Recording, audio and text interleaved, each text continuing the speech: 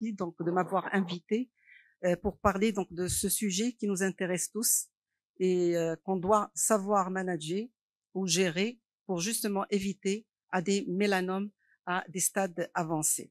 Alors, Madame Douhi m'a facilité la tâche, donc je vais passer rapidement sur certaines choses et je vais insister sur des choses qui sont importantes à retenir. Alors, je vais commencer par ce rappel anatomique et qui est très très intéressant pour vous dire qu'au niveau donc de la matrice inguéale, donc vous avez la matrice qui est là, donc la partie proximale de la matrice va vous donner la partie supérieure de la tablette et la partie distale de la matrice va donner la partie inférieure donc de la tablette inguéale. Ce qu'il faut connaître également ici, c'est que donc là, les cellules mélanocytaires au niveau de la matrice proximale, ils sont quiescents, ils sont pas actifs du tout. Alors si vous avez donc des mélanocytes activés au niveau de la partie proximale, ça veut dire que c'est un mélanome. Donc c'est ça donc ce qu'il faut retenir. Alors, je vous ai fait exprès donc cette diapositive, regardez, c'est une bande mélanonichique. Alors ça sert à rien de faire une biopsie au niveau du lit. Regardez la bande où est-ce qu'elle est. Elle est au niveau donc de la matrice. Et vous avez donc la bande et se projette sur la tablette inguéale. Mais elle n'est pas au niveau du lit inguéal. Parce qu'on voit certains médecins, certains chirurgiens qui n'ont pas donc la formation adéquate en pathologie inguéale et qui vont faire des biopsies de bandes mélanonichiques au niveau du lit inguéal. Ça ne sert à rien. Donc, il faut aller là où le mal existe. C'est au niveau de la matrice. Alors, donc là, c'est un schéma juste pour rappeler ce qui vient d'être dit. Les mélanocytes au niveau de la matrice, ils sont quiescents.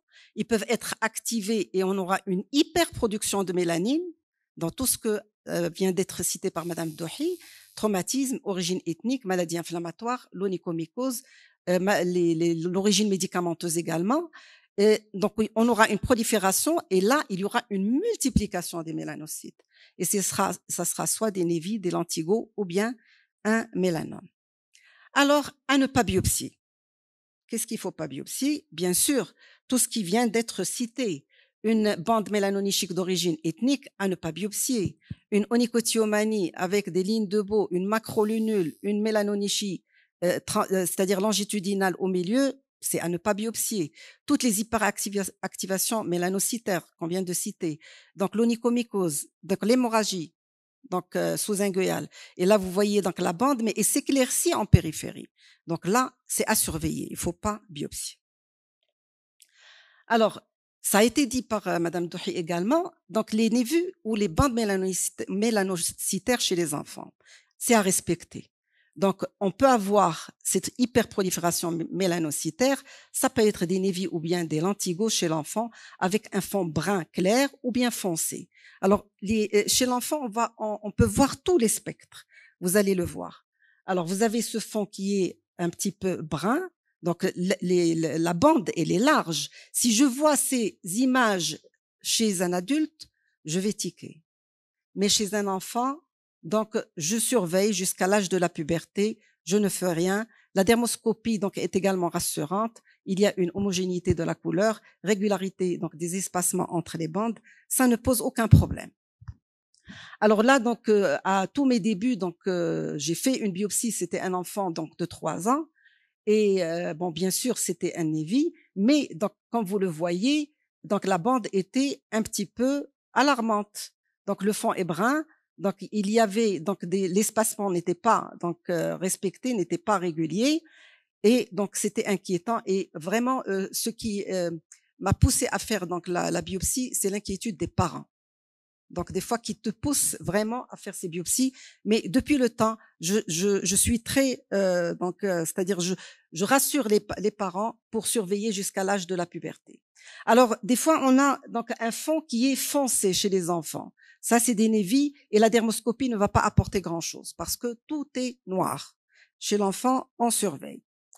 Alors regardez mélanonichie chez l'enfant, wait and see jusqu'à la puberté. Regardez, un enfant qui avait cette bande, elle a disparu à l'âge de la puberté. Et c'est la raison pour laquelle on ne fait rien chez l'enfant. et je le répète, jusqu'à l'âge de la puberté. Si ça ne disparaît pas à l'âge de la puberté, il faut faire la biopsie. Alors, la biopsie d'une bande mélanonichique, quand et comment? Alors, donc, les règles ABCDEF qui ont été déjà citées par Madame Dehé, donc je ne vais pas y revenir. Je vais insister sur une seule chose, le A pour l'âge 5e, 7e décade. Dans notre contexte, ce n'est pas vrai. On a des mélanomes qui surviennent à un âge précoce, 19 ans, 20 ans, 22 ans, 30 ans. Donc ça, normalement, c'est des règles ABCDEF qui sont adaptées à l'origine africaine ou africo-américaine, mais c'est pas toujours le cas. On a des mélanomes qui surviennent à un âge précoce. Bien sûr, donc la bande au-delà de 3 mm, mais 3 mm, ça dépend de quel angle. 3 mm au niveau du petit angle, c'est pas 3 mm au niveau du pouce, par exemple. Et c'est la raison pour laquelle on dit que si on a 40% de la surface inguéale qui est atteinte par la bande chez un adulte, donc il faut tiquer. Donc, au lieu de dire au-delà de 3 mm. Alors, bien sûr, quand on a donc le changement de couleur, on va en parler, quand on a la teinte monodactylique, quand il y a l'extension et quand il y a, bien sûr, donc une histoire familiale de mélanome. Alors, la dermoscopie. Donc, voilà. Donc là, c'était un mélanome in situ chez une dame, donc, d'une trentaine d'années et donc, qui avait juste une bande classique qui n'était pas aussi large et le diagnostic a été fait à l'examen systématique. Il n'était pas venu consulter pour ça parce que ça fait pas mal. Elle n'a pas fait du tout attention et malheureusement, quand on a fait la biopsie tangentielle au niveau de la matrice, c'était un mélanome in situ et ça s'est terminé par l'ablation de tout l'appareil inguéal. Vous avez les bandes irrégulières, pigmentation brun-noir, des lignes qui sont pas parallèles, des bords flous, c'est important, ça a été déjà cité. Donc la largeur, bien sûr, on en a parlé, et la dystrophie inguéale avec cette fissuration au niveau distal, c'est très important. Et là, donc, elle avait un pseudo-Hutchinson. Alors là, c'était une jeune étudiante en médecine qui avait cette bande évoluant depuis l'âge de 12 ans et à l'âge de 21, 22 ans, elle est venue consulter. C'était déjà un mélanome in situ. Donc là, vous avez les bandes qui sont larges, ça occupe plus de 40% de la surface inguéale avec un signe de Hutchinson dans les deux cas. Alors là, c'est bénin, il n'y a pas de problème. Donc là, vous devinez, c'est large, ça atteint plus de 40% de la surface inguéale. Il faut tiquer. Donc, on va parler de ce cas où la bande s'est élargie au cours du temps et là aussi, c'était un mélanome in situ. Là, au niveau donc de l'orteil, c'était la mère donc d'une résidente du service qui n'a pas fait attention, qui n'a même pas voulu se faire biopsier. Pour elle, ce n'est rien, mais donc malheureusement, c'était un mélanome in situ. Alors voilà donc le cas de l'étudiante, 22 ans, bande mélanonichique évoluant depuis l'âge de 6 ans. Il fallait faire la biopsie et s'en débarrasser vers l'âge de 16-17 ans, avant donc d'arriver à l'âge de 22 ans. Bon, donc ça s'est terminé par l'ablation de tout l'appareil inguéal avec bien sûr une greffe. Examen dermoscopique, bande homogène régulière brune, pas de signe de Hutchinson, mais on a presque 40% de la surface inguéale qui est atteinte, il faut enlever. Et là, si vous remarquez, bon là, c'était pas un mélanome, c'était un névus. Au niveau de la partie proximale, ce n'est pas pigmenté comme au niveau de la partie distale. Vous le remarquez bien. Alors, donc, c'était le cas de cette patiente, bon, avant et donc 3 mois après, c'est-à-dire l'ablation donc de la bande mélanonichique, et là, une repousse donc normale de la tablette inguéale et sans pigmentation. Même histoire avec élargissement de la bande, avec une fissuration. Regardez, quand vous avez une bande qui se fissure en distal, donc il faut tiquer, c'est un mélanome. Donc là, une biopsie tangentielle, on va y revenir tout à l'heure, de toute la matrice, de toute la partie qui est atteinte, qui a confirmé le diagnostic de mélanome in situ, et ça s'est terminé par l'ablation de tout l'appareil inguéal. Alors, quand vous avez, donc là, c'était un névus chez un patient de, je me rappelle plus, d'une 25-26 ans. On l'a vu en 2018. On a opté pour une surveillance et au cours du temps, il y a eu l'élargissement donc de la bande. Vous la voyez ici. Et après, donc la biopsie de la matrice, c'était un mélanome in situ. Et bien sûr, donc il a bénéficié d'une ablation de tout l'appareil inguéal.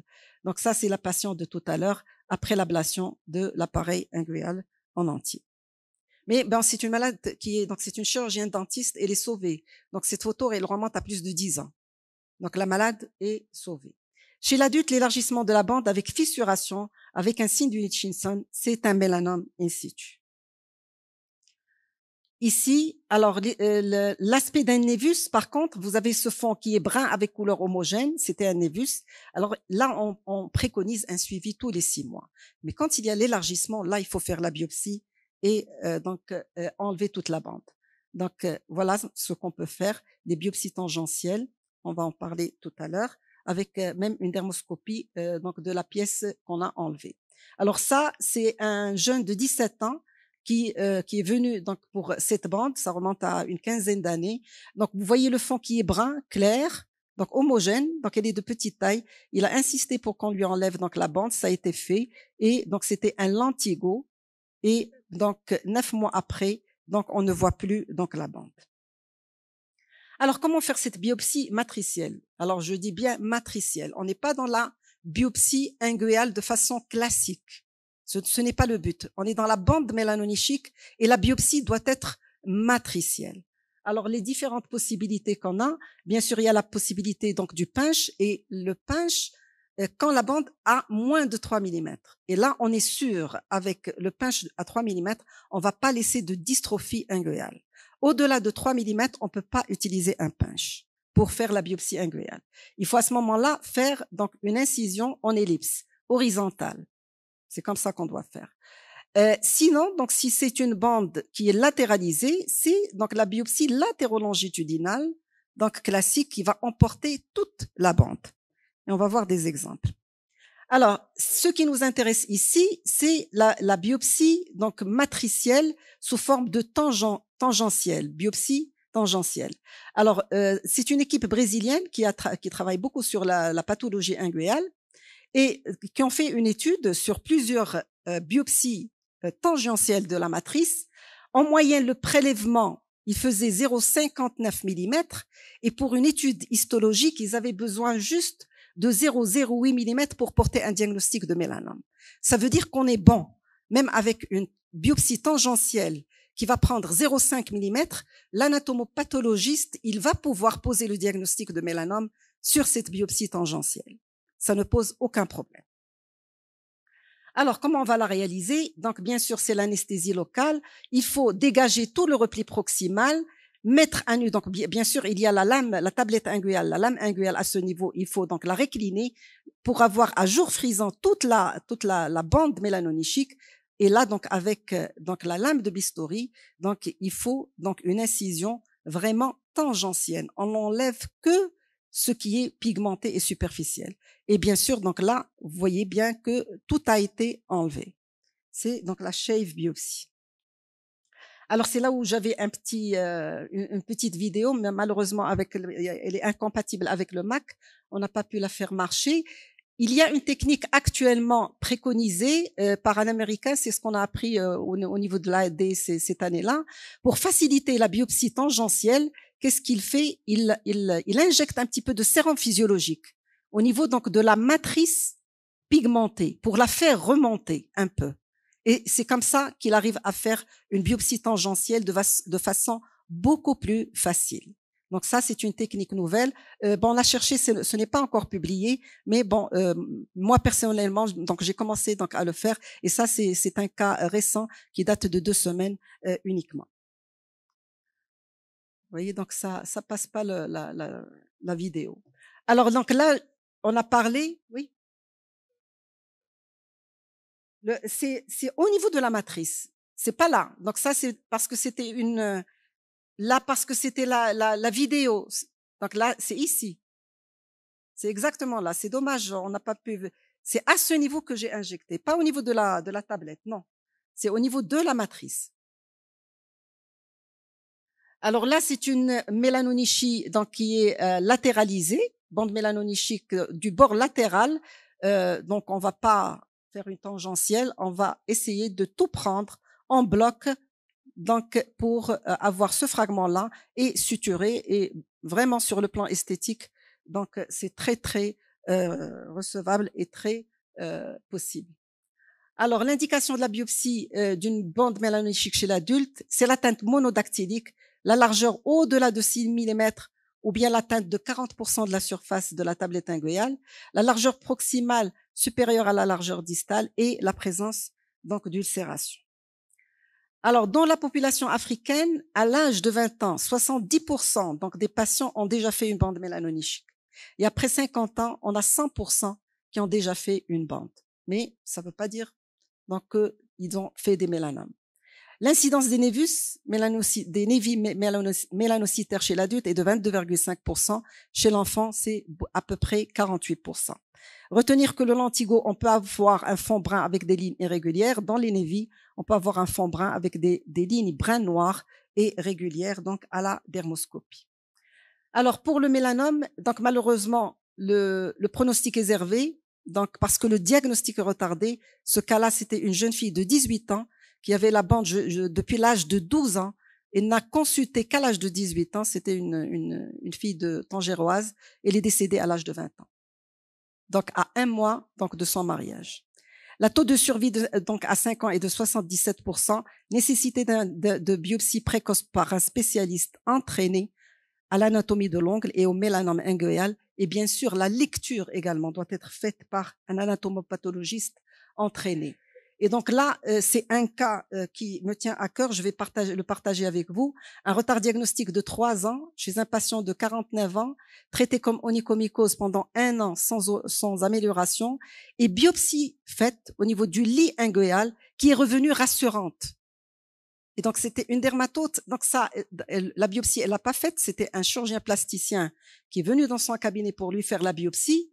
La biopsie au niveau du lit n'a rien montré et le malade a été rassuré faussement.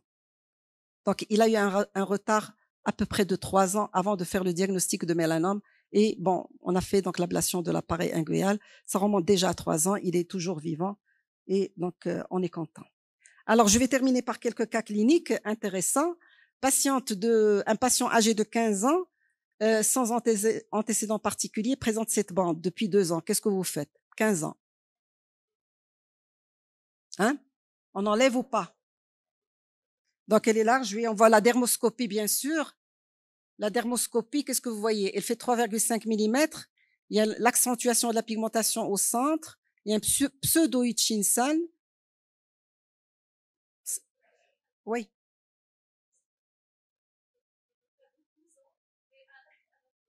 Donc, c'est ce qui m'a encouragé à faire la biopsie. Alors, chose intéressante, c'est la dermoscopie du bord libre. Donc, tout est atteint. C'est toute la tablette. Ça veut dire la bande, elle est au niveau matriciel, au niveau proximal et distal. Il faut faire, à cet âge, on fait la biopsie. Donc, ça a été fait. Et donc, l'anapathe donc, a montré un lentigo. Alors, regardez, donc, la biopsie, on fait un carré et on fait donc l'exérèse tangentielle. Donc, et on enlève toute la bande. Et bien sûr, la bande, quand elle est enlevée, il faut la poser sur un petit carton parce qu'il ne faut pas qu'elle soit recroquevillée. Il ne faut pas qu'elle s'entoure. Sinon, l'anatomopathologiste ne pourra rien voir. Il faut donc la placer sur un petit carton et la mettre dans le liquide de bain et l'envoyer à l'anapathe. Et donc, l'examen anapathe a donc montré donc un lentigo. Et on a débarrassé donc l'enfant de cette bande. Alors, le deuxième cas, c'est un patient de 18 ans avec cette bande linéaire depuis 1 an. Bon, là, donc, j'ai pris la photo après. Là. On opère ou pas? Il a 18 ans.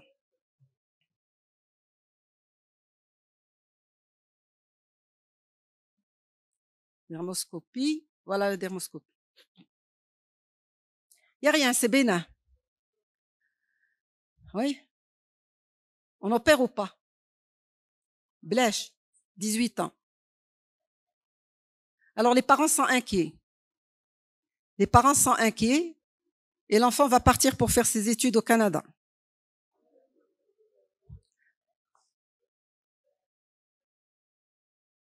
Biopsie ou pas?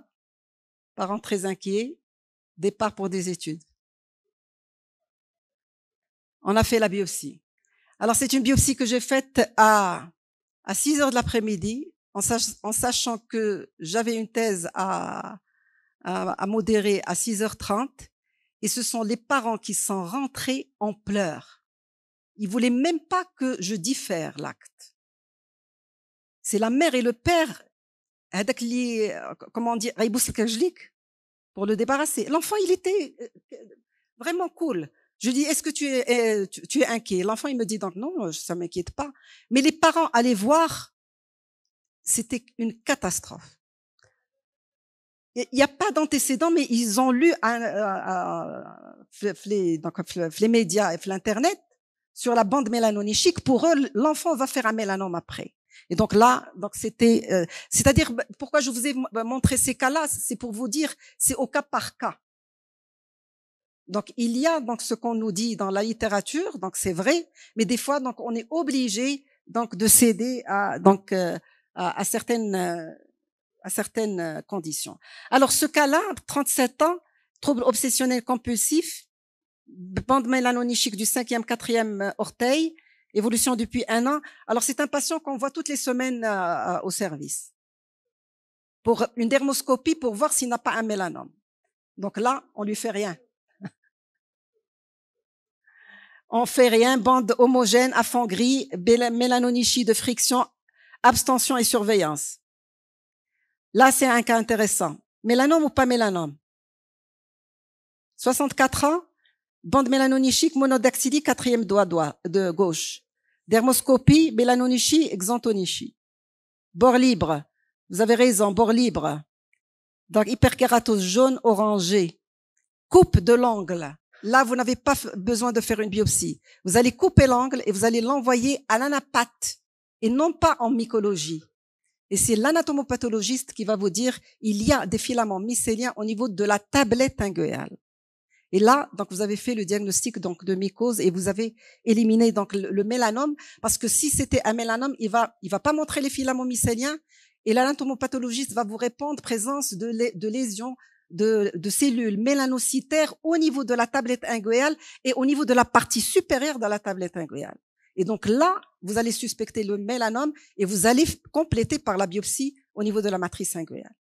Donc c'est un geste très simple, c'est couper l'angle et envoyer à l'anapathe. Un cas intéressant, donc là, cette dame, elle est rentrée en consultation, ça remonte déjà à 2 ou 3 ans, elle est venue pour suspicion de mélanome.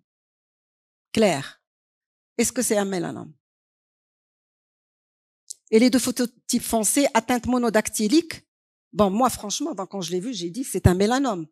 Le premier réflexe que j'ai fait, une pince à angle et j'ai commencé à couper. Et donc là, vous avez donc la squame jaune, orangée, donc d'un trichophyton rubrum classique de classique. Donc 2 mois ou 3 mois après donc avoir mis la terbinafine. Et donc, c'était une onychomycose à trichophyton rubrum sur très probablement une mélanonichie d'origine donc ethnique.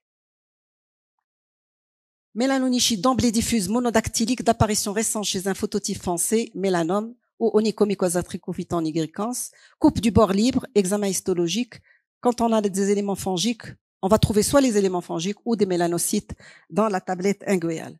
Et je vous conseille de lire ces 2 articles, surtout celui-là, donc de Adam Rubin, A Call for Nail Clipping Histopathology to Become an Essential Component of the Routine Evaluation of Melanonychia, Benefiting Patients as a Triage and Surgical Planning Maneuver. C'est un article très intéressant qui résume tout ce que je viens de dire pour l'intérêt donc de la coupe de l'angle et d'envoyer à l'anatomopathologiste quand vous avez donc bien sûr une bande où vous hésitez, est-ce que c'est une mycose, est-ce que c'est un mélanome, ça peut vous orienter, ça ne coûte rien, donc c'est juste couper l'angle sans anesthésie, sans rien du tout et envoyer à l'anatomopathologiste. Donc je pense que c'était la dernière diapo. Merci pour votre attention.